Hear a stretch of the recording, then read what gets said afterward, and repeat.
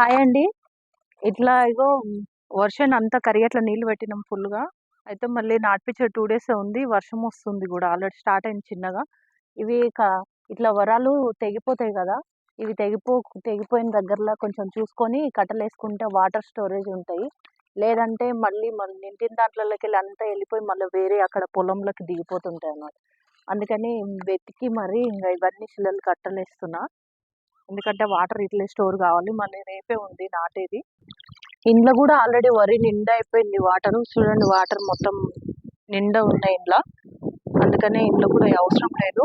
ఇది ఆల్రెడీ ఇంకా ఇండ్ల స్టోర్ ఫుల్ అయిపోయి మళ్ళీ మొత్తం ఇండ్లకు బయటకొచ్చేస్తున్నాయి అన్నమాట. అందుకని మళ్ళీ ఈడ కూడా కట్టేసేస్తే ఇంక వాటర్ ఇండ్ల కూడా అట్లే ఉండిపోతాయి. అందుకే అన్ని కట్టలేసేస్తున్నాం మొత్తం. ఎప్పుడు వర్షం ఈవినింగ్ టైంలో రోజు పడుతుంది 3, 4 డేస్ నుంచి ఫుల్లు. మనం బోర్ నీళ్ళు అవసరం లేకుండానే నిండిపోతున్నాయి మొత్తము.